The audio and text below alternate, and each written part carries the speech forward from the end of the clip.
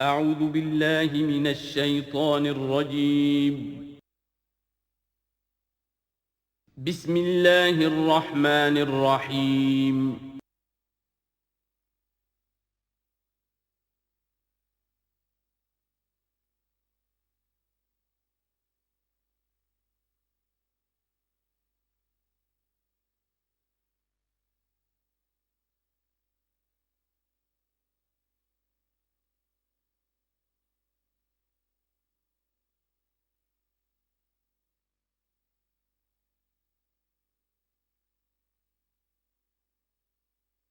اعوذ باللہ من الشیطان الرجیم بسم اللہ الرحمن الرحیم الف لام میم ذالک الکتاب لا ریب فیہ صدق اللہ العظیم۔ الف لام میم حروف مقطعات ہیں جن کے بارے میں عرض کر چکا ہوں۔ ذالک الکتاب لا ریب فیہ، یہ وہ کتاب ہے اس میں کوئی شک نہیں۔ الکتاب اس لیے کہا گیا ہے کہ قرآن مجید کی پیشین گوئیاں اور خوشخبریاں سابقہ کتابوں میں موجود تھیں، اور چونکہ اس سورہ مبارکہ میں اصل خطاب کا رخ جو ہے وہ ہے سابقہ امت مسلمہ کی طرف، تو ذالک کتاب نہیں کہا گیا، ذالک کتاب لا ریب فیہ نہیں، ذالک الکتاب یہ وہ کتاب ہے، کتاب موعود ہے جس کی پیشین گوئیاں تورات اور انجیل میں موجود تھیں۔ لا ریب فیہ، اس میں کوئی شک نہیں۔ حرف اورا ریب نئے، تبدیل نئے، یہی الفاظ آئے ہیں سورہ سجدہ کے شروع میں بھی، الف لام میم تنزیل الکتاب لا ریب فیہ رب العالمین، لا ریب فیہ من رب العالمین، فیہ ھدی للمتقین۔ فیہ دونوں طرف مل سکتا ہے، لا ریب فیہ اسے معانقہ کہتے ہیں، لا ریب فیہ پڑھیں گے تو ہدن سے شروع کر دیں گے، لا ریب پر ختم کر دیں گے تو فیہ ہدن للمتقین، یہ دونوں معنی درست ہوں گے۔ ہدن للمتقین یہ ہدایت ہے، رہنمائی ہے اہل تقوی میں جو بچنا چاہیں۔ تقوی کا اصل مفہوم سمجھ لیجئے، وقا یقی کسی کو بچانا، تقوی خود بچنا۔ جن لوگوں کے اندر فطرت سلیمہ ہوتی ہے ان میں اخلاقی حس موجود ہوتی ہے، وہ بری چیز سے بچنا چاہتے ہیں، بھلی کو حاصل کرنا چاہتے ہیں۔ وہ لوگ ہیں کہ جو گویا کہ اس قرآن کا اصل مخاطب ہے، وہی اس سے استفادہ کر سکیں گے۔ الذین یؤمنون بالغیب، اب ان کے کچھ اوصاف، یہ اصل میں بہت زیادہ واضح ہوتا ہے تعویل خاص کے اعتبار سے کہ دیکھ لو درخت کو اپنے پھل سے پہچانتے ہیں، اس قرآن کے پھل موجود ہیں نا، یہ ابو بکر اور عمر اور عثمان اور علی کون ہیں؟ یہ جو مہاجرین آئے ہیں چل کر، مدینے والوں دیکھو یہ کون ہیں، ان کی شخصیتیں کیا ہیں، ان کا کردار کیا ہے، ان کے اوصاف کیا ہے، یہ کس درخت کے پھل ہیں، یہ اس بینہ کے پھل ہیں، یہ اس ذکرہ کے پھل ہیں۔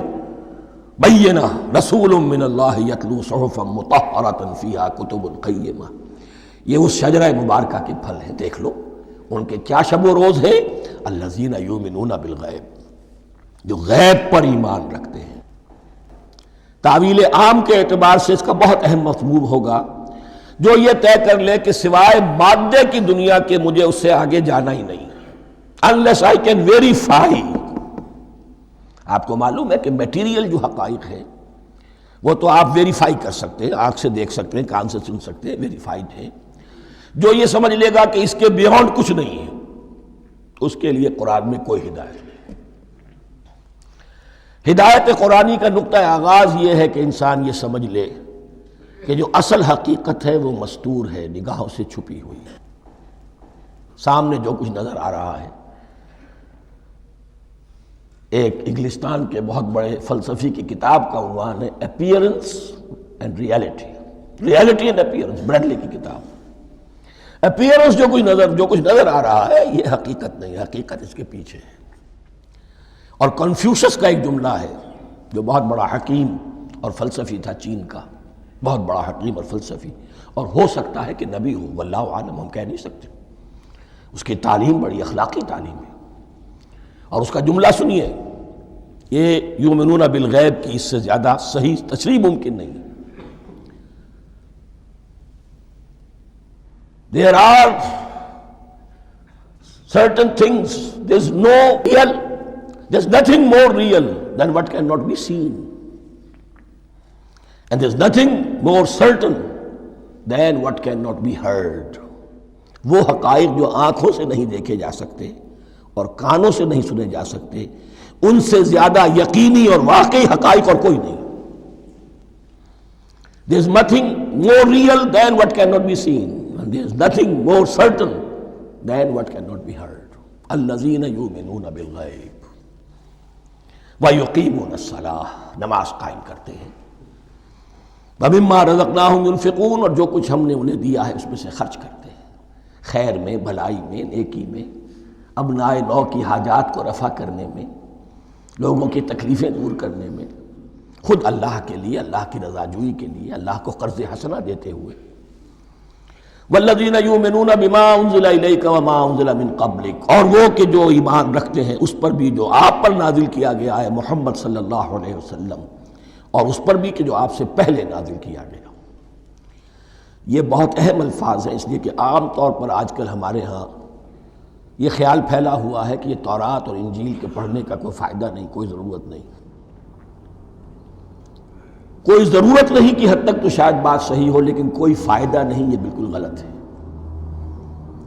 یہ ابتدا ہے قرآن کی، اور کس قدر اہتمام کے ساتھ کہا جا رہا ہے.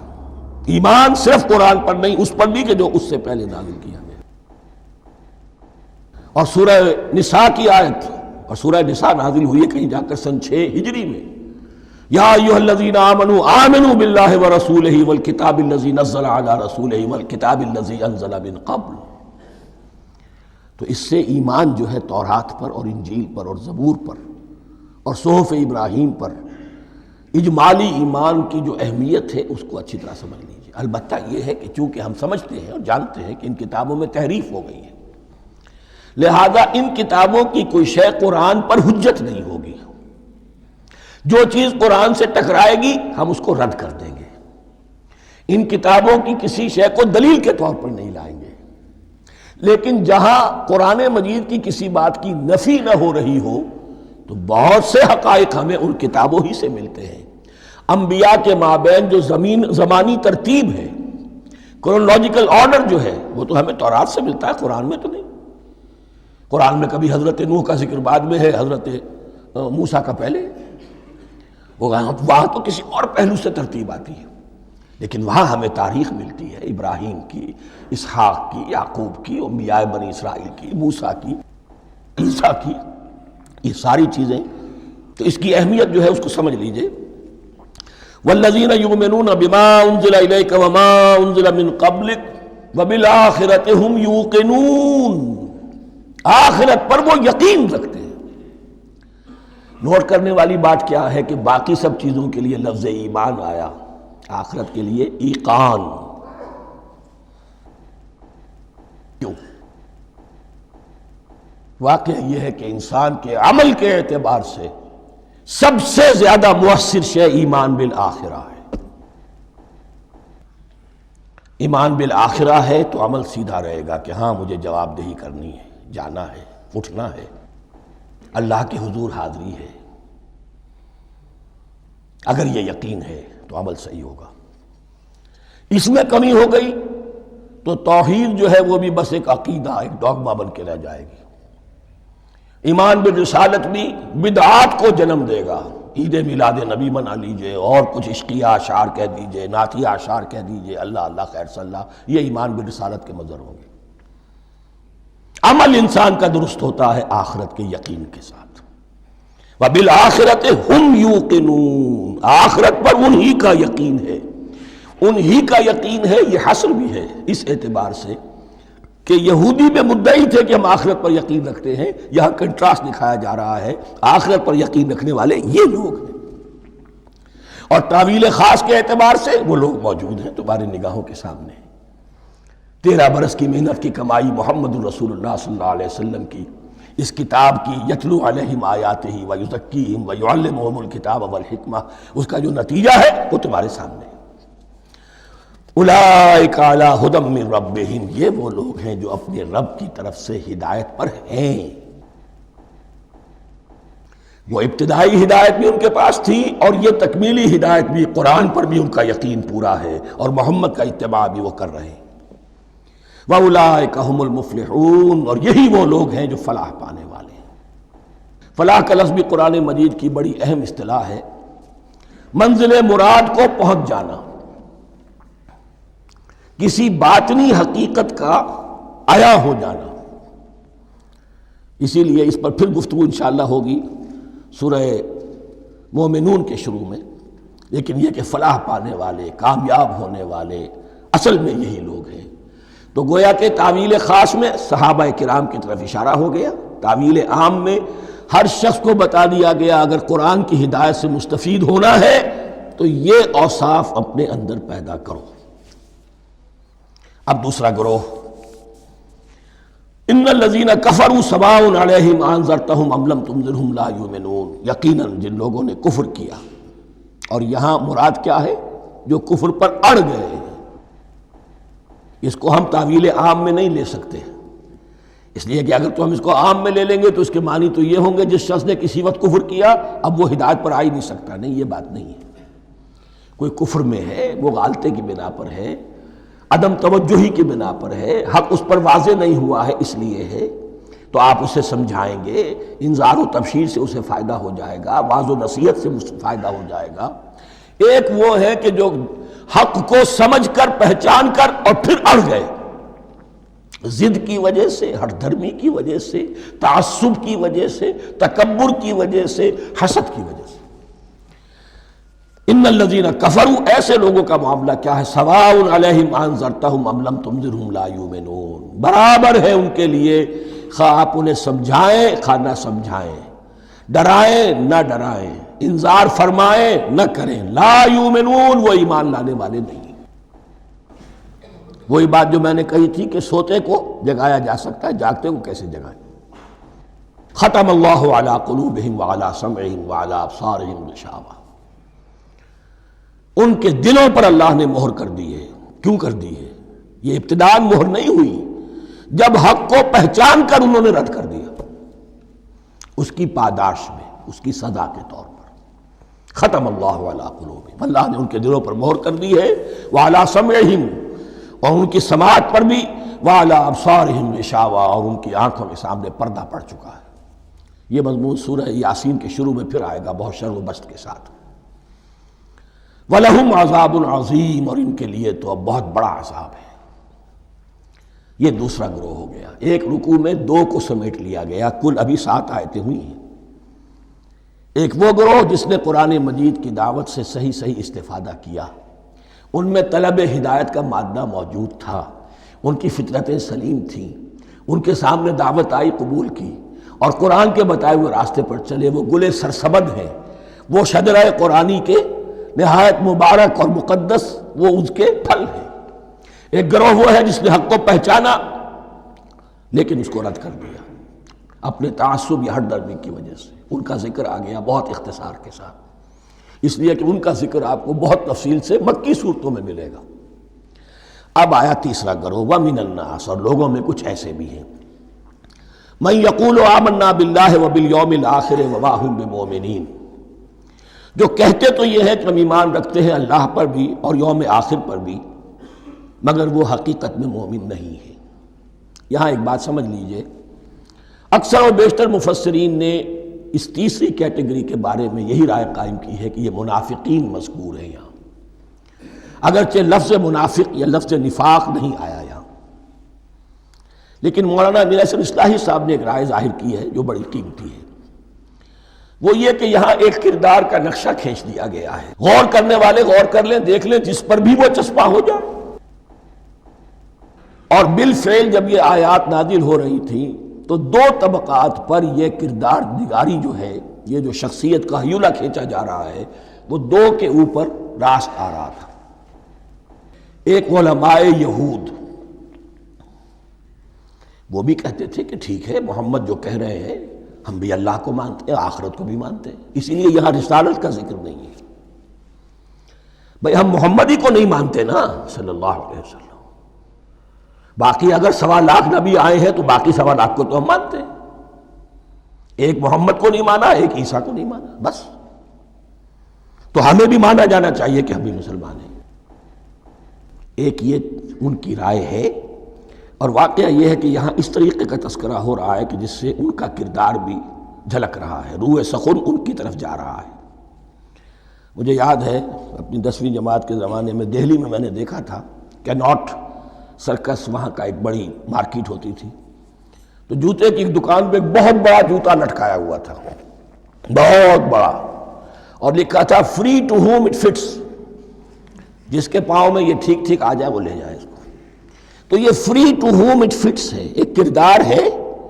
اب یہ کردار جس کے اوپر بھی فٹ بیٹھ جائے، ان میں یقیناً زیادہ تو غلبہ یہی ہے جو مفسرین کی رائے ہے، منافقین کا معاملہ جو ہو رہا ہے، لیکن یہ کردار بعین نہیں فٹ بیٹھ رہا ہے یہود کے علماء پر۔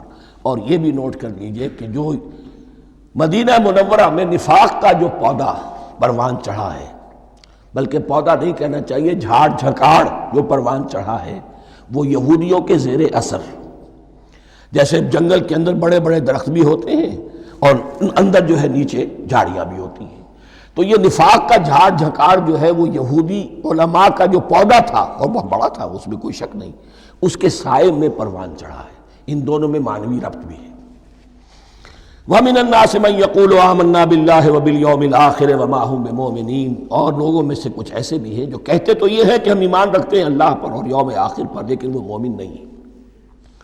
يُخَادِعُونَ اللَّهَ وَالَّذِينَ آمَنُوا وَمَا يَخْدَعُونَ إِلَّا أَنفُسَهُمْ، وہ دھوکہ دینے کی کوشش کر رہے ہیں اللہ کو اور اہل ایمان کو۔ دیکھیں یخادعون جو ہے یہ باب مفعلہ ہے، باب مفعلہ میں کشمکش ہوتی ہے، کشاکش ہوتی ہے، لہذا ترجمہ میں نے کیا کوشش کر رہے ہیں۔ وما یخدعون الا انفسهم، یہ ثلاثی مجرد میں آ گیا، اور نہیں دھوکہ دے رہے مگر صرف اپنے آپ کو۔ یہ یقینی ہے اپنے آپ کو تو دھوکہ دے رہے ہو، لیکن یہ کہ اللہ اور اس کے رسول کو اور اللہ اور اہل ایمان کو دھوکہ نہیں دے سکتے۔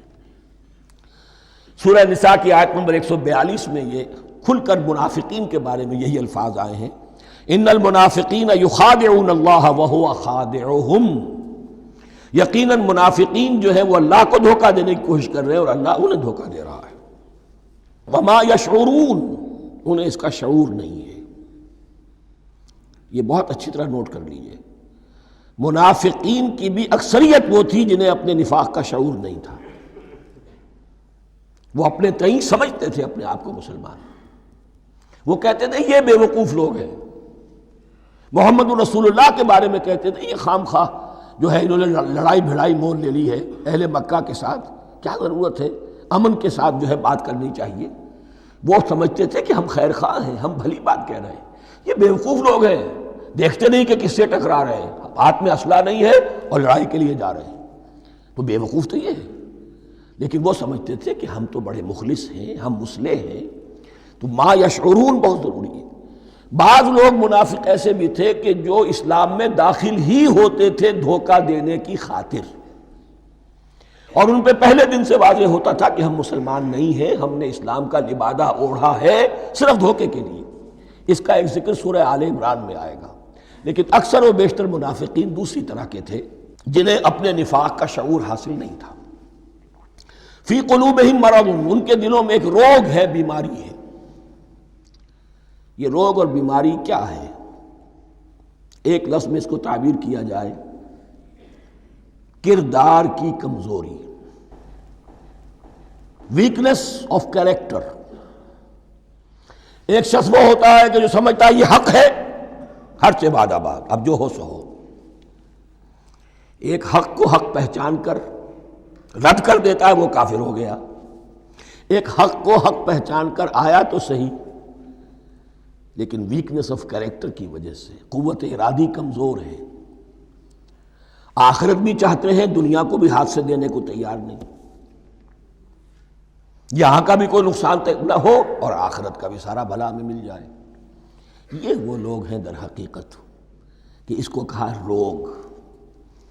فی قلوبہم مرض فزادہم اللہ مرضا، تو اللہ نے ان کے مرض میں اضافہ کر دیا۔ یہ اللہ کی سنت ہے، آپ حق پر چلنا چاہیں حق کا راستہ آپ کے لیے آسان کر دے گا، آپ برائی کی طرف جانا چاہیں بڑی سے بڑی برائی آپ کے لیے ہلکی ہوتی چلی جائے گی۔ کوئی خاص بات ہی نہیں، چلو یہ بھی کر گزرو، جب یہ کر لیا تو یہ بھی کر گزرو۔ اور اگر آپ بین بین لٹکنا چاہیں تو اللہ اسی پہ چھوڑ دیتا ہے۔ ٹھیک ہے، آپ سمجھتے ہیں ہم کامیاب ہو رہے ہیں، ہم نے مسلمانوں کو بھی دھوکہ دے لیا، وہ ہمیں مسلمان سمجھتے ہیں، اور یہودیوں کو بھی دھوکہ دے لیا، وہ سمجھتے ہیں کہ ہم ان کے ساتھی ہیں، تو سمجھا کامیاب ہو رہے ہیں، حقیقت میں کامیابی نہیں۔ فی قلوبہم مرض فزادہم اللہ مرضا ولہم عذاب علیم بما کانوا یکذبون، اور ان کے لیے تو دردناک عذاب ہے۔ عذاب عظیم کا لفظ آیا تھا اوپر کفار کے لیے، وَلَهُمْ عَذَابٌ عَظِيمٌ، 7ویں آیت ختم ہوئی، اور عذاب علیم کا لفظ آیا یہاں، ان کے لیے دردناک المناک عذاب ہے، بما کانوا یکذبون، بسبب اس جھوٹ کے جو وہ بول رہے تھے۔ وَإِذَا قِيلَ لَهُمْ لَا تُفْسِدُوا فِي الْأَرْضِ، اور جب ان سے کہا جاتا تھا مت فساد کرو زمین میں، مراد کیا ہے اس سے؟ کہ جب محمد کو مان لیا کہ اللہ کے رسول ہیں، اب ٹھیک ٹھیک پیروی کرو، ان کے پیچھے چلو، ان کا حکم ہے تو جنگ کے لیے نکلو، ان کی طرف سے تقاضا آتا ہے مال پیش کرو، اور اگر تم اس سے کتراتے ہو تو فساد مچا رہے ہیں، جماعتی زندگی کے اندر فتنہ اور فساد پیدا کر رہے ہیں۔ وَإِذَا قِيلَ لَهُمْ لَا تُفْسِدُوا فِي الْأَرْضِ قَالُوا إِنَّمَا نَحْنُ مُصْلِحُونَ، وہ کہتے تھے نہیں ہم تو صلح کرانے والے ہیں، اصلاح کرنے والے ہیں، ہم چاہتے ہیں لڑنا بھیڑنا کوئی اچھی بات نہیں ہے، ٹکراؤ تصادم یہ کوئی اچھے کام تھوڑا ہی ہے، بس ٹھنڈے ٹھنڈے دعوت دیتے رہو، جو چاہے قبول کر لے، جو چاہے رد کر دے، خام خواہ یہ ٹکرانا اور یہ جنگ کرنا اور اللہ کے دین کو غالب کرنے کے لیے یہ قربانی دو اور یہ مصیبت جھیلو اور یہ مشقت برداشت کرو اور یہ چیز چھوڑو اور یہ ترک کرو، یہ کاہے کے لیے؟ وَإِذَا قِيلَ لَهُمْ لَا تُفْسِدُوا فِي الْأَرْضِ قَالُوا إِنَّمَا نَحْنُ مُصْلِحُونَ أَلَا إِنَّهُمْ هُمُ الْمُفْسِدُونَ وَلَٰكِن لَا يَشْعُرُونَ، آگاہ ہو جاؤ کہ وہی ہیں مفسد، فساد پھیلانے والے۔ اس لیے کہ محمد رسول اللہ کی دعوت ہے زمین میں اصلاح کے لیے، اس اصلاح کے لیے کچھ آپریشن کرنا پڑے گا۔ مریض اس درجے کو پہنچ چکا ہے کہ آپریشن کے بغیر اس کی شفا نہیں ہوگی، اب اگر تم اس کے راستے میں رکاوٹ بنتے ہو تو در حقیقت تم فساد مچا رہے ہو، لیکن تمہیں اس کا شعور نہیں۔ الا انہم ہم المفسدون ولکن لا یشعرون، پھر دیکھیے نوٹ کیجئے، شعور نہیں ہے۔ شعوری نفاق اور شے ہے، غیر شعوری نفاق ہے کہ جس کا یہ سارا تذکرہ ہو رہا ہے۔ وَإِذَا قِيلَ لَهُمْ آمِنُوا كَمَا آمَنَ النَّاسُ، اور جب ان سے کہا جاتا ہے ایمان لاؤ جیسے دوسرے لوگ ایمان لائے ہیں، آخر دیکھو دوسرے یہ اہل ایمان ہیں، جب بلاوا آتا ہے فوراً لبیک حاضر ہوتے، جو بھی ہو یہ تم جو ہے آخر تم نے اور روش اختیار کی۔ وَإِذَا قِيلَ لَهُمْ آمِنُوا كَمَا آمَنَ النَّاسُ قَالُوا أَنُؤْمِنُ كَمَا آمَنَ السُّفَهَاءُ، وہ کہتے ہیں کہ کیا ہم ایمان لائے جیسے یہ بے وقوف لوگ ایمان لائے؟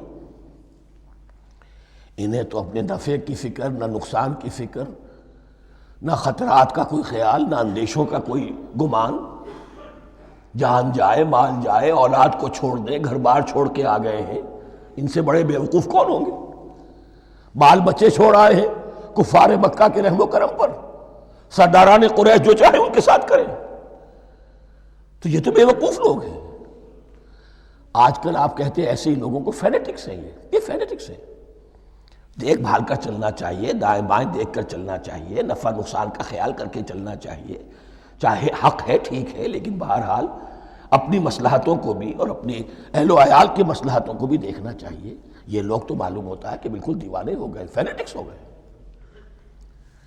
وَإِذَا قِيلَ لَهُمْ آمِنُوا كَمَا آمَنَ النَّاسُ قَالُوا أَنُؤْمِنُ كَمَا آمَنَ السُّفَهَاءُ أَلَا إِنَّهُمْ هُمُ السُّفَهَاءُ وَلَٰكِن لَا يَعْلَمُونَ، آگاہ ہو جاؤ کہ وہی بے وقوف ہیں لیکن انہیں علم نہیں ہے۔ وہ صادق الایمان جو ایمان کی ہر تقاضے کو پورا کرنے کے لیے ہر وقت حاضر ہیں، ان سے بڑا عقل مند کوئی نہیں، ان سے بڑا سمجھدار کوئی نہیں۔ انہوں نے یہ جان لیا ہے کہ اصل زندگی آخرت کی زندگی ہے، یہ نہیں ہے، یہ تو عارضی ہے، کل نہیں آج ختم ہو جائے، آج نہیں ابھی ختم ہو جائے، کیا فرق پڑے گا؟ جانا تو ہے، اب نہیں تو کل، کل نہیں تو پرسوں، جانا تو ہے۔ تو عقل تو ان کے اندر ہے۔ الا انہم هم السفہاء ولکن لا یعلمون واذا لقوا الذین آمنوا قالوا آمنا، اور جب یہ ملتے ہیں ان سے جو اہل ایمان ہیں تو کہتے ہیں ہم بھی ایمان رکھتے ہیں۔ اب یہ ان دونوں پر آئے گا۔ عام جو یہودی تھے وہ بھی کہتے تھے کہ ہم بھی تو آخر اللہ کو مانتے ہیں، آخرت کو مانتے ہیں، اور منافق تو تھے ہی جو رسول کو بھی مانتے تھے۔ وَإِذَا خَلَوْا إِلَىٰ شَيَاطِينِهِمْ، اور جب یہ اپنے شیطانوں کے پاس خلوت میں ہوتے ہیں، اور یہاں شیاطین سے مراد ہیں اہل کتاب یہود کے علماء، ان کے سردار، یا عبداللہ ابن ابی جو منافقین مدینہ کا سردار تھا۔ اگر وہ کبھی ملامت کرتا تھا، دیکھو تم تو معلوم ہوتا ہے بالکل مسلمانوں میں شامل ہی ہو گئے پوری طرح سے، تمہیں کیا ہو گیا، تم ہر بات مان رہے ہو۔ اب انہیں یہ کچھ نہ کچھ اپنی وفاداری کا یقین دلانے کے لیے کہنا پڑتا تھا، نہیں ہم انہیں بیوقوف بنا رہے ہیں، ہم ان سے ذرا تمسخر کر رہے ہیں، ہم ہیں آپ کے ساتھ ہی، آپ فکر نہ کریں۔ اسی لیے یہ دو منہا ہونا، نفق کہتے ہیں سرنگ کو جس کے دو دروازے ہوتے ہیں، باقی زیر زمین ہے۔ نافقہ گوہ کا بل ہے کہ دو دروازے رکھتا ہے، دو اس کے منہ رکھتا ہے کہ ادھر سے اگر کتا داخل ہو جائے شکار کے لیے تو ادھر سے نکل بھاگے، ادھر سے آئے تو ادھر سے نکل بھاگے۔ تو دو منہا انسان، یہ در حقیقت جس کو پھر سورہ نساء میں کہا گیا لا الہ ہؤلاء ولا الہ ہؤلاء، نہ ادھر کے ہیں نہ ادھر کے، مذبذبین بین ذالک، اس کے درمیان مذبذب ہو کر رہ گئے۔ یہ شیطان کا لفظ یہاں سمجھ لیجئے کہ اس کے دو رائے ہیں کہ یہ شطنہ سے بنا ہے یا شات سے بنا ہے، شین الف توئے یا شین طا نون۔ شطنہ کے معنی تباعدا، کو بہت دور ہو گیا، دور ہو گیا۔ شیطان سے مراد جو اللہ کی رحمت سے بہت دور ہو گیا۔ اور شاتا یشیتو کے معنی ہے احترق غضبا وحسدا، کوئی شخص غصے اور حسد کے اندر جل رہا ہو، وہ شاتا یشیتو ہے۔ اس سے فعلان کے وزن پر، رحمان کے وزن پر، غضبان کے وزن پر شیطان، یعنی وہ کہ جو حسد اور غضب کی آگ میں جل رہا ہے۔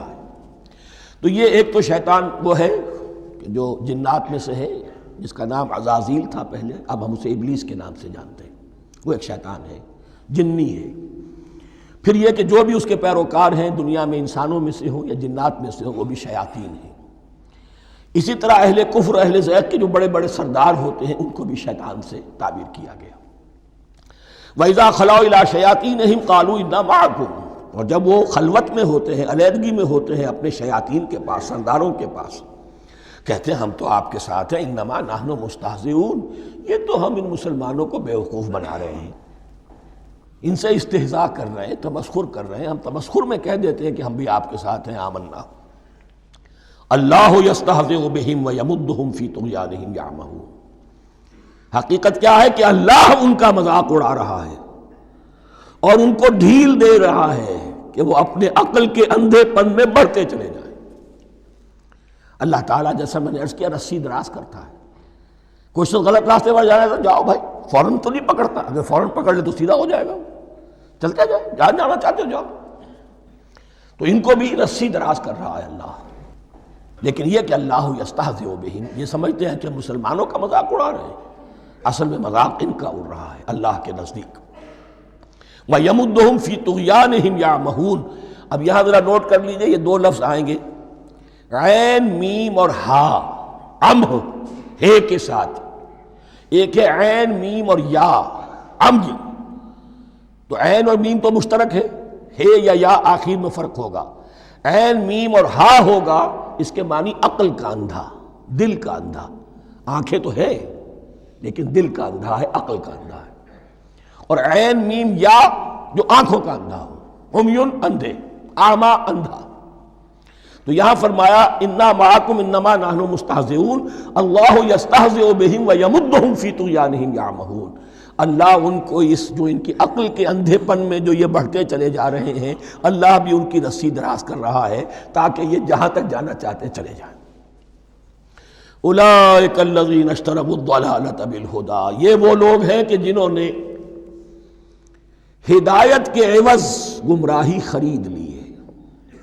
دیکھیے بڑا پیارا انداز ہے یہ، ایک شخص کے سامنے دونوں آپشنز تھے، ایک نے گمراہی کو چھوڑا، ہدایت لے لی، چاہے قیمت دینی پڑی، تکلیفیں اٹھانی پڑی، آزمائشوں میں سے گزرنا پڑا، قربانیاں دینی پڑی، ہدایت لی۔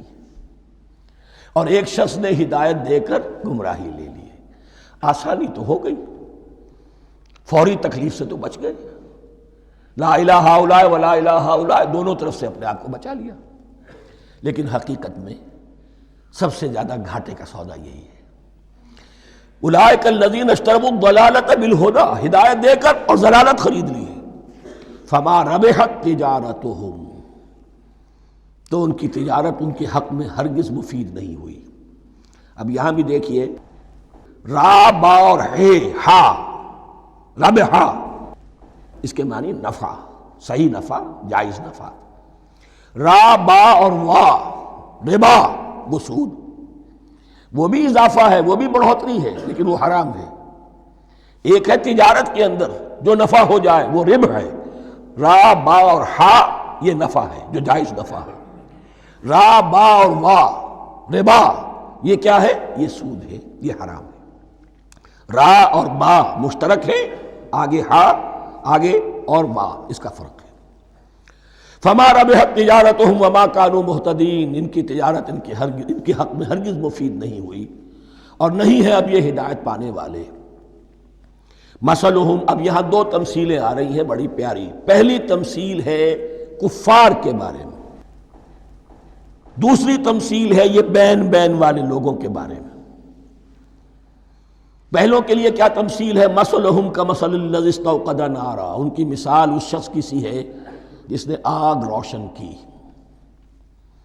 ایک نقشہ کھینچا جا رہا ہے، اندھیری شب ہے جدا اپنے قافلے سے ہے تو، تیرے لیے ہے میرا شعلہ نوا قندیل۔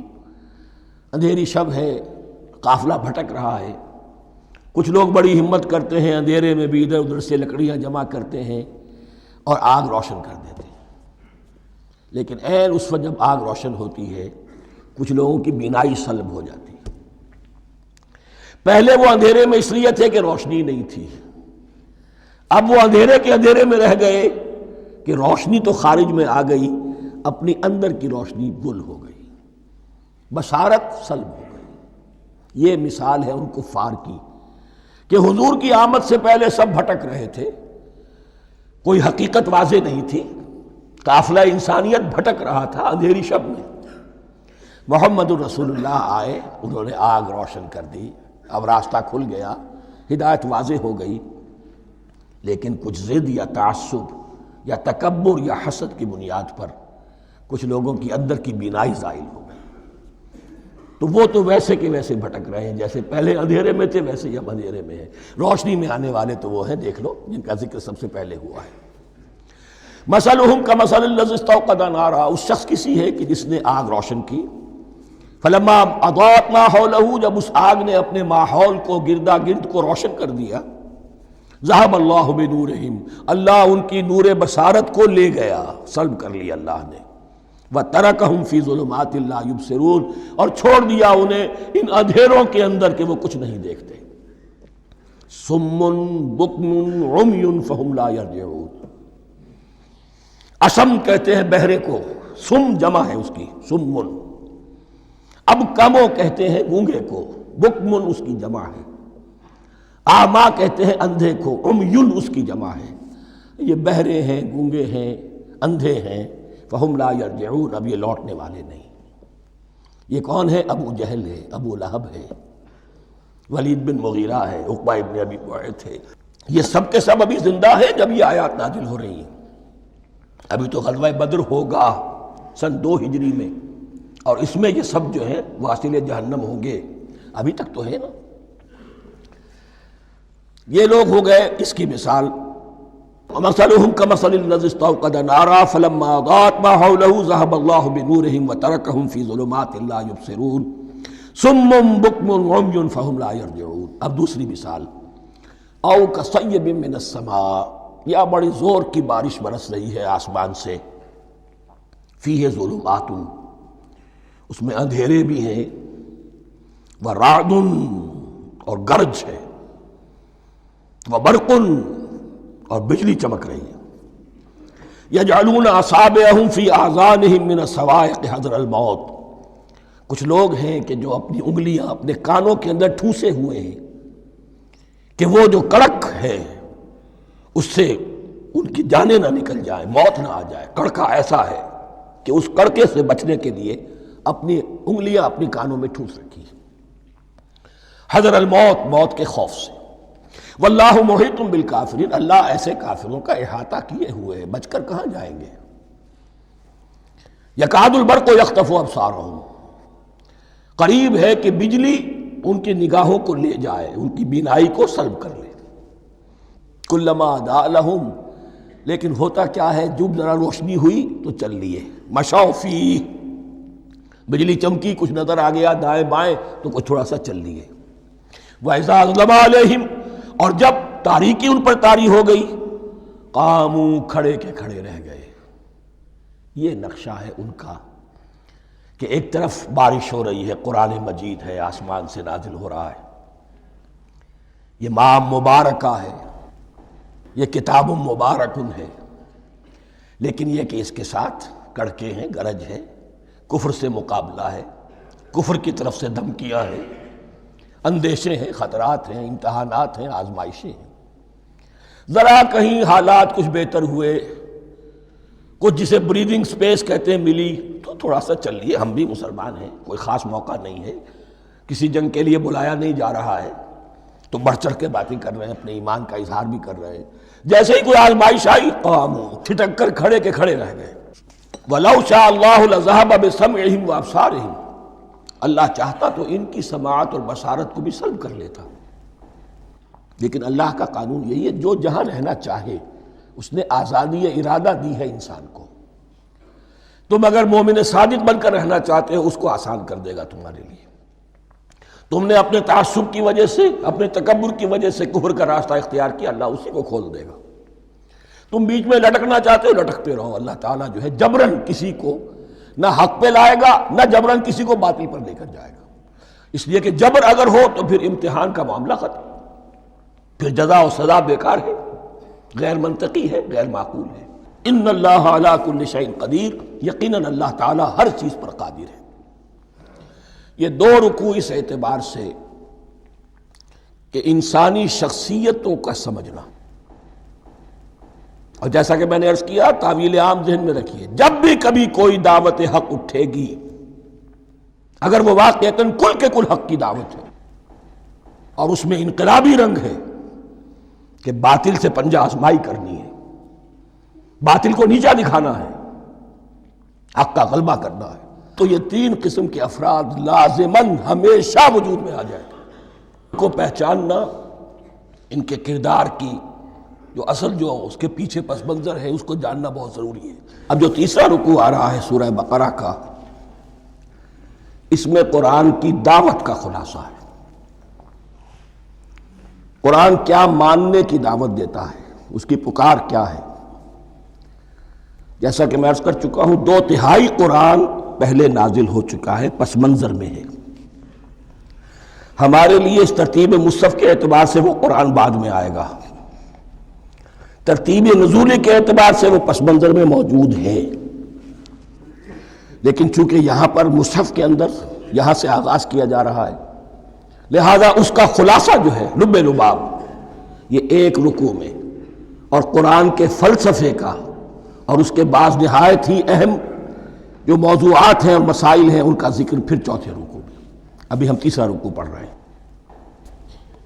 یا ایھا الناس اعبدوا ربکم الذی خلقکم والذین من قبلکم لعلکم تتقون، اے لوگو بندگی اختیار کرو اپنے اس رب کی، اپنے اس مالک کی جس نے تمہیں پیدا کیا، اور نہ صرف تم کو پیدا کیا، تم سے پہلے جتنے لوگ گزرے انہیں بھی پیدا کیا تاکہ تم بچ سکو۔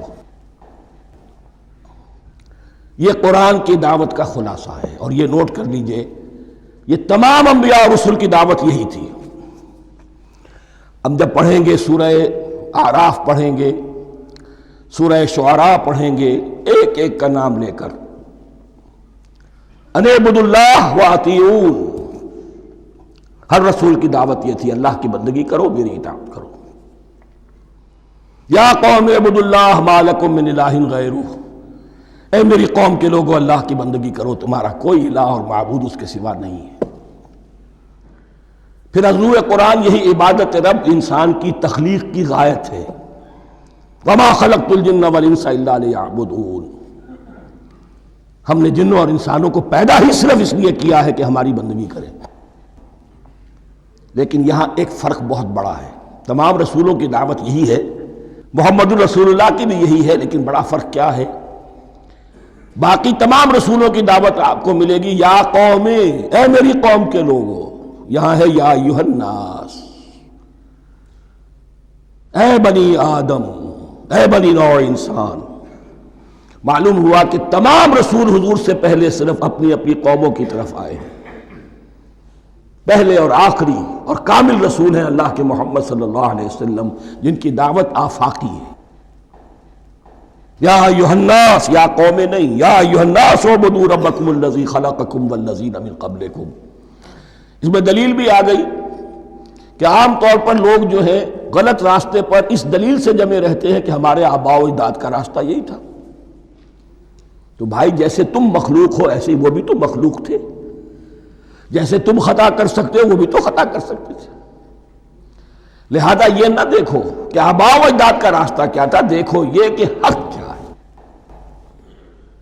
لعلکم تتقون، تاکہ تم بچ جاؤ، دنیا میں افراط و تفریط کے دھکوں سے بچ جاؤ گے، آخرت میں اللہ کے عذاب سے بچ جاؤ گے۔ ان دونوں سے اگر بچنا ہے تو اللہ کی بندگی کی روش اختیار کرو۔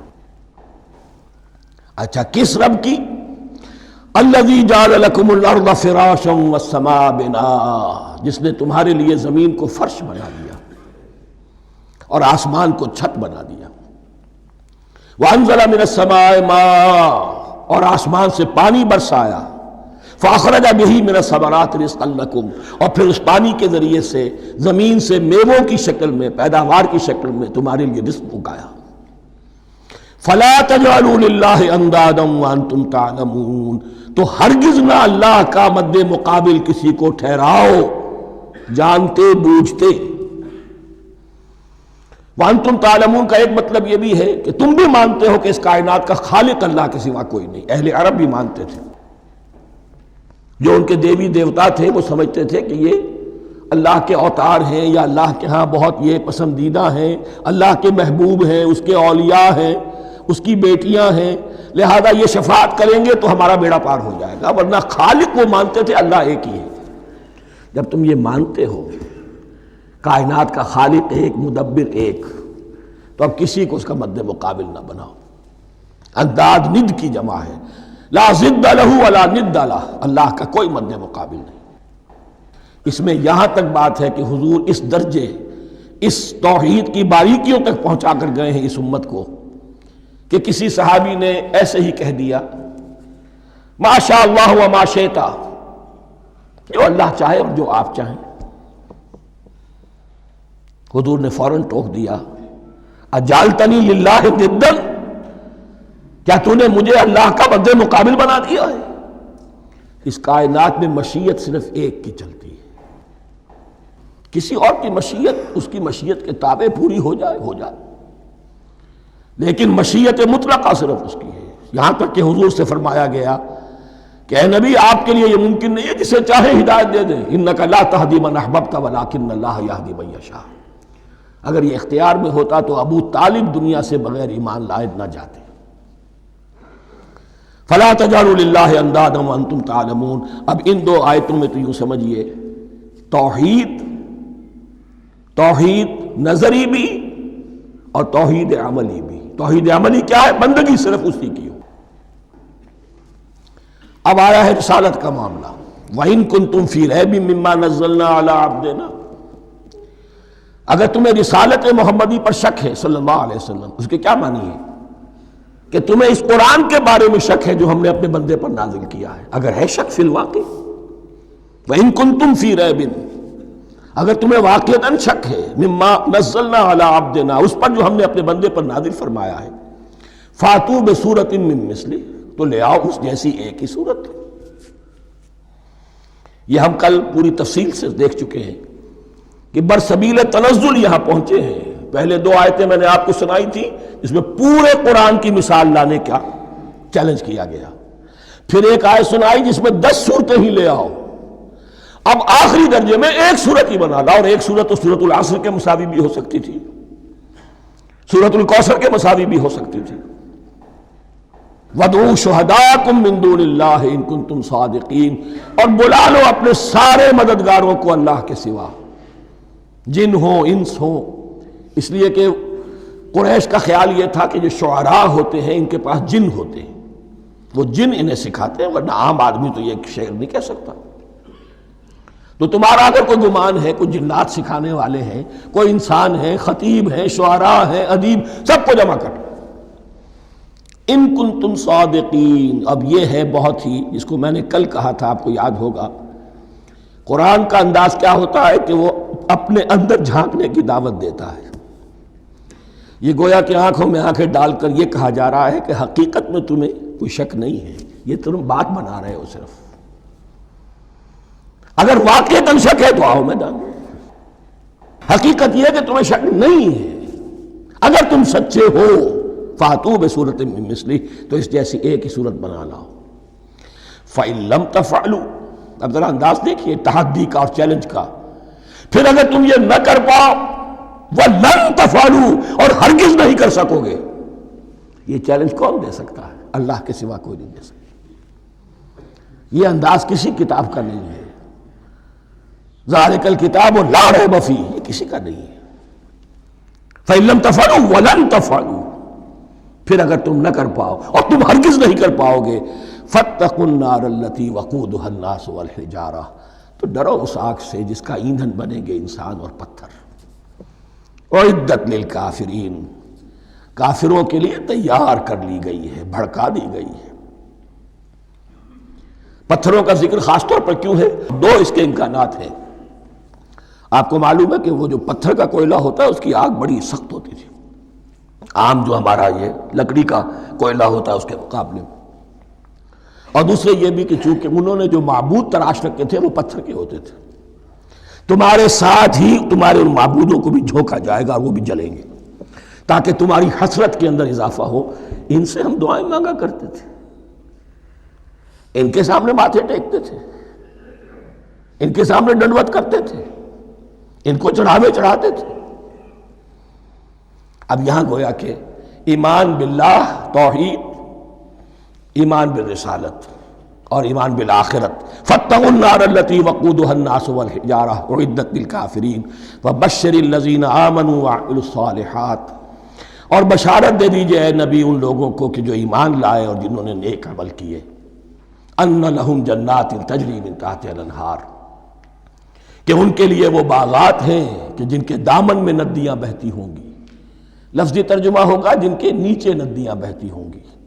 مراد اس سے کیا ہے؟ عام فطری باغ وہ ہوتے تھے کہ جس میں ذرا اونچائی پر جو ہے درخت لگے ہوئے ہیں اور دامن میں ندی بہہ رہی ہے، تو اس سے خود بخود جو ہے وہ اریگیشن، نیچرل اریگیشن ہو رہی ہے، درختوں کے جڑوں تک پانی پہنچ رہا ہے. بہرحال ترجمہ آپ لفظی کریں، ان کے نیچے ندیاں بہتی ہوں گی یا یہ کہ جن کے دامن میں ندیاں بہتی ہوں گی. کلما رزقوا منہا من ثمرۃ رزقا، جب بھی کبھی انہیں دیا جائے گا کوئی پھل رزق کے طور پر کھانے کے لیے جنت میں، قالوا ھذا الذی رزقنا من قبل، وہ کہیں گے یہ تو وہی شے ہے جو ہمیں پہلے بھی ملتی تھی. اس کا ایک مفہوم یہ ہے، یہ جو نزل ہے، ابتدائی جو ہے دعوت ہے، ابتدائی ضیافت جو ہوگی اس میں وہی چیزیں کہ جو معروف ہے، جانی پہچانی ہے. یہ رمان، یہ دیکھیے یہ انار آ رہا ہے خوبصورت، یہ انگور ہے خوبصورت، یہ نخیل ہے، یہ نخل ہے، یہ رطب ہے، لیکن ذائقے کی کوئی نسبت و تناسب بھی نہیں ہوگا. وہ کہیں گے یہ وہی شے ہے جو ہمیں پہلے ملتی تھی. وَأُتُوا بِهِ مُتَشَابِهًا، مشابہ تو ہوگی وہ، لیکن ان کے ذائقے میں زمین و آسمان کا فرق ہوگا. اور ایک یہ بھی مفہوم لیا گیا کہ آخرت میں جنت میں بھی وہی میوے ملتے رہیں گے، لیکن ان کا ذائقہ بدلتا رہے گا. شکل وہ ہوگی لیکن ذائقہ وہ نہیں رہے گا کہ جس سے انسان کی پھر طبیعت بڑھ جاتی ہے ایک ہی شے کو کھاتے ہوئے. وَلَهُمْ فِيهَا أَزْوَاجٌ مُطَهَّرَةٌ، اور ان کے لیے ہوں گے اس میں بہت ہی پاک باز، نہایت پاک کی ہوئی بیویاں ہوں گی. ازواج مطہرۃ وہم فیہا خالدون، اور اس میں رہیں گے ہمیشہ ہمیشہ۔ یہ تو تین جو اصول ہیں دین کے دعوت ایمان، توحید اور رسالت اور معاد، ایمان باللہ، ایمان بالرسول، ایمان بالآخرہ۔ اب ذرا کچھ ضمنی مسائل ہیں کہ جو بعض کفار کی طرف سے، بعض معتزلین کی طرف سے پیش ہوتے تھے، وہ کبھی بھی اس چیلنج کا مقابلہ تو نہ کر سکے، میدان میں تو نہ آ سکے۔ یہ بالکل ایسی بات ہے جیسے کسی مصور کی تصویر پر اعتراض کرنے والے تو بہت تھے۔ جب کہا گیا کہ ذرا یہ لیجئے قلم، اس کو ٹھیک کر دیجئے، یہ برش آپ کے ہاتھ میں دیتا ہوں، اب سب پیچھے ہٹ گئے۔ تو کوئی صورت قرآن کے مقابلے میں لانا وہ تو ان کے لیے ممکن نہیں تھی، لیکن ادھر ادھر سے اعتراضات کرنے کے لیے جو زبانیں کھلتی تھی ان میں سے ایک اعتراض نقل کیا جا رہا ہے۔ وہ یہ تھا کہ وہ کہتے تھے کہ قرآن مجید میں مکھی کی تشبیہ آئی ہے، یہ تو بڑی حقیر سی شے ہے، اعلیٰ کلام ہو اور اعلیٰ متکلم ہو وہ ایسی حقیر چیزوں کا تذکرہ نہیں کرتا۔ بیت العنکبوت، مکڑی کا بھی ذکر ہے قرآن میں، اتنی حقیر شے کا، یہ کوئی اعلیٰ کلام نہیں۔ اس کا جواب دیا جا رہا ہے کہ اصل میں کہیں تشبیہ بیان کرنی ہے، تمثیل بیان کرنی ہے، تو دیکھنا یہ کہ جس شے کے لیے تشبیہ دی جا رہی ہے اس کی مناسبت والی شے ہو۔ شے کوئی بہت حقیر ہے تو کسی عظمت والی شے سے آخر کیسے تشبیہ دی جائے گی؟ وہ تو کسی حقیر شے سے ہی تشبیہ دی جائے گی، تو جو اصل مقصد ہے تشبیہ کا وہ پورا ہوگا۔ ان اللہ لا یستحی ان یضرب مثلا ما بعوضۃ فما فوقہا، اللہ تعالیٰ کو تو اس میں کوئی جھجک نہیں ہے، کوئی شرم نہیں ہے کہ وہ مچھر کی مثال بیان کرے، تو اس سے اوپر، اب یا فوقہا میں دونوں معنی ہو جائیں گے، یعنی کمتر اور حقیر ہونے میں اس سے بھی بڑھ کر، یا یہ کہ اس سے اوپر کی کوئی شے، اس کی مثال دینے میں اللہ کو کوئی جھجک نہیں، اس لیے کہ مکھی بھی بہرحال مچھر سے تو ذرا بڑی شے ہے۔ اس معنی میں بھی ہو سکتا ہے فوقہا، اور فوقہا اس معنی میں بھی کہ اس سے بھی حقیر ہونے میں اس سے بھی بڑھ کر۔ فَأَمَّا الَّذِينَ آمَنُوا فَيَعْلَمُونَ أَنَّهُ الْحَقُّ مِنْ رَبِّهِمْ، تو جو لوگ صاحب ایمان ہیں وہ جان لیتے ہیں کہ یہ حق ہے ہمارے رب کی طرف سے۔ وَأَمَّا الَّذِينَ كَفَرُوا، اور جنہوں نے کفر کیا ہے، فَيَقُولُونَ مَاذَا أَرَادَ اللَّهُ بِهَذَا مَثَلًا، یہ کیا مثال اللہ نے دی، کیا ارادہ ہوا اللہ کا اس مثال کے ذریعے سے؟ ناک منہ چڑھا رہے ہیں، اعتراض کر رہے ہیں۔ اب جو آ رہا ہے اگلا جملہ وہ ہے بہت اہم، یضل بہ کثیرا ویہدی بہ کثیرا، اسی کے ذریعے سے اللہ بہتوں کو ہدایت دیتا ہے اور اسی کے ذریعے سے بہتوں کو گمراہ کرتا۔ معلوم ہوا کہ ہدایت اور گمراہی، اور ہدایت اور ضلالت انسان کی سبجیکٹو کنڈیشن کے اوپر دار و مدار ہے اس کا۔ آپ کے دل میں خیر ہے، بھلائی ہے، نیت صحیح ہے، طلب ہدایت، طلب علم، اس میں آپ سچے ہیں، آپ کو ہدایت مل جائے گی۔ دل میں زیغ ہے، کجی ہے، نیت میں ٹیڑھ ہے، فساد ہے، تو اسی کے ذریعے سے اللہ آپ کی گمراہی میں اضافہ کر دے گا۔ یضل بہ کثیرا ویہدی بہ کثیرا، لیکن اللہ کا یہ کسی کو ہدایت دینا اور کسی کو ضلالت دینا علل ٹپ نہیں ہے، کسی قاعدے اور قانون کے بغیر نہیں ہے۔ وما یضل بہ الا الفاسقین، نہیں گمراہ کرتا وہ اس کے ذریعے سے مگر صرف سرکش لوگوں کو، جن میں سرکشی ہے، تعلی ہے، تکبر ہے، اور ان کے اوصاف کیا ہے؟ الذین ینقضون عہد اللہ من بعد میثاقہ، جو توڑ دیتے ہیں اللہ کے ساتھ کیے ہوئے عہد کو۔ اور سب سے بڑا عہد یہ سورہ اعراف میں چل کر آئے گا، عہد الست۔ عالم ارواح میں ہم عہد الست کر کے آئے، الست بربکم قالوا بلا، کیا میں ہی نہیں ہوں تمہارا رب؟ تمام ارواح نے، میں بھی تھا، آپ بھی تھے، سب تھے، کل انسان، جتنے انسان دنیا میں آج تک آ چکے ہیں وہ بھی تھے، اور جو آنے ہیں ابھی قیامت تک وہ بھی تھے، لیکن تھے صرف ارواح کی شکل میں، جسم نہیں تھے۔ اور یہ میں آپ کو بتا چکا ہوں، مکمل وجود ہے انسان کا روحانی وجود۔ اولاً تخلیق اس کی ہوئی تھی، اسی سے آگے چل کر ایک بہت فلسفے کا بہت گہرا مضمون آ رہا ہے آگے چل کر۔ وہ جو عہد الست بربکم قالوا بلا، انہوں نے اس عہد کو توڑا، اللہ کو اپنا مالک اور خالق اور اپنا حاکم جاننے کی بجائے خود حاکم بن کر بیٹھ گئے۔ الیس لی ملک مصر، کیا مصر کی بادشاہی میری نہیں ہے؟ I am the sovereign. We are sovereign. Popular sovereignty. بغاوت، سرکشی، فاسق۔ وما يضل به الا الفاسقين الذين ينقضون عهد الله من بعد ميثاقه ويقطعون ما امر الله به ان يوصل، اور کاٹتے ہیں وہ چیز جسے اللہ نے جوڑنے کا حکم دیا ہے۔ اللہ نے صلہ رحمی کا حکم دیا ہے، یہ قطع رحمی کرتے ہیں مال کی طلب میں۔ بھائی بھائی کو ختم کرتا ہے اس کے مال کو ہتھیانے کے لیے، اپنی ذاتی اغراض کے لیے تمام اخلاقی حدود جو ہے انسان پس و پیش ڈال دیتا ہے، اپنا تکبر، اپنے لیے تعلی۔ الذین، آپ دیکھیے نوٹ کیجئے، اس میں ہماری شریعت کا فلسفہ یہ ہے، ایک تعلق ہے اللہ کا بندے کے ساتھ، حقوق اللہ، ایک ہے بندوں کا بندوں کے ساتھ، حقوق العباد۔ اللہ کا حق کیا ہے؟ اسے حاکم اور مالک، اور حاکم سمجھو، الملک سمجھو، خود اس کے بندے بنو۔ انسانوں کا حق کیا ہے؟ کونوا عباد اللہ اخوانا، سب آپس میں بھائی بھائی اللہ کے بندے بن جاؤ۔ اور اس میں سب سے اہم ترین رحمی رشتہ ہے، سگے بھائی بہنیں، پھر دادی کے اوپر جا کر وہ کزنز آ جائیں گے، پر دادی پر جا کر اور جمع ہو جائیں گے، یہاں تک کہ آدم و حوا پر تمام انسان جمع ہو جائیں گے۔ تو رحمی رشتے کی بڑی اہمیت ہے۔ تو وہ فاسقین کے جو توڑتے ہیں اللہ کے عہد کو، اس کو مضبوطی سے باندھنے کے بعد، وَيَقْطَعُونَ مَا أَمَرَ اللَّهُ بِهِ أَن يُوصَلَ وَيُفْسِدُونَ فِي الْأَرْضِ، انہی دونوں چیزوں کے نتیجے میں زمین میں فساد پیدا ہوتا ہے۔ یا اللہ کی اطاعت سے باغی ہو گئے، اور یا آپس میں ایک دوسرے کی گردنیں کاٹنے لگے۔ اولئک ھم الخاسرون، یہی لوگ ہیں جو بالآخر خسارے میں، آخری اور دائمی خسارے میں رہنے والے ہیں۔ کیف تکفرون باللہ وکنتم امواتا، تم کیسے کفر کرتے ہو اللہ کا؟ بڑا پیارا انداز ہے۔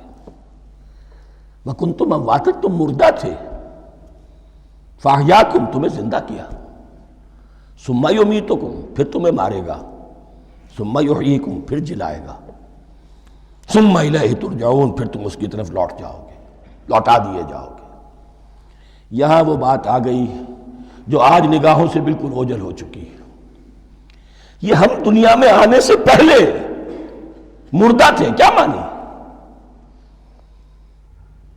یہ مضمون آ کر اصل میں سورہ غافر یا سورہ مومن میں چل کر اس کی پوری وضاحت ہوگی، لیکن چونکہ یہاں تذکرہ ہو چکا ہے عہد الست کا، ہماری پہلی تخلیق ہوئی عالم ارواح میں، ارواح کی صورت میں، پھر ہمیں سلا دیا گیا، وہ ہماری پہلی موت تھی۔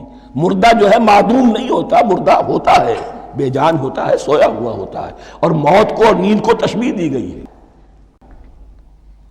پھر ہمیں اس جسد کے ساتھ یہاں زندہ کیا گیا، پھر موت طاری ہوگی، پھر ہمیں زندہ کیا جائے گا۔ یہ آیت جیسا کہ میں نے عرض کیا بہت بڑی اور بڑی گہری حکمت اور فلسفہ قرآن کی آیت ہے۔ کیسے اللہ کا انکار کرتے؟ کنتم اموات، تم مردہ تھے، سوئی ہوئی ارواح کی شکل میں تھے، فاحیاکم، تمہیں جگایا اس جسد کے ساتھ، زندہ کیا، ثم یمیتکم ثم یحییکم، پھر تمہیں مارے گا، پھر جلائے گا، ثم الیہ ترجعون، پھر تم اس کی طرف لوٹا دیے جاؤ گے۔ اور اب اس کے بعد جو آخری آیت ہے، هو الذی خلق لکم ما فی الارض جمیعا، اس نے تمہارے لیے بنایا ہے جو کچھ بھی زمین میں ہے۔ اس میں خلافت کا مضمون آ گیا۔ حدیث میں آتا ہے انما الدنیا خلقت لکم وانتم خلقتم للآخرہ، یہ دنیا تمہارے لیے بنائی گئی ہے، تم آخرت کے لیے بنائے گئے ہو۔ هو الذی خلق لکم ما فی الارض جمیعا، اس لیے کہ اگلی آیت پھر آ رہی ہے خلافت کی آیت۔ سارا کچھ زمین میں یہ بستر جو بچھایا اور یہ کائنات کو، زمین کو سجایا تمہاری خلافت کے لیے۔ ثم استوى الى السماء فسواهن سبع سماوات، پھر وہ متوجہ ہوا آسمانوں کی طرف اور انہیں 7 آسمانوں کی شکل میں بنا دیا۔ جیسا کہ میں کل عرض کر چکا ہوں، یہ تاحال ابھی یہ آیات متشابہات میں سے ہے۔ 7 آسمانوں کی کیا حقیقت ہے ہم اس سے ابھی پورے طور سے واقف نہیں۔ وَهُوَ بِكُلِّ شَيْءٍ عَلِيمٌ، اور اسے ہر شے کا علم حقیقی حاصل ہے۔ بارک اللہ لی ولکم فی القرآن العظیم ونفعنی وإیاکم بالآیات والذکر الحکیم۔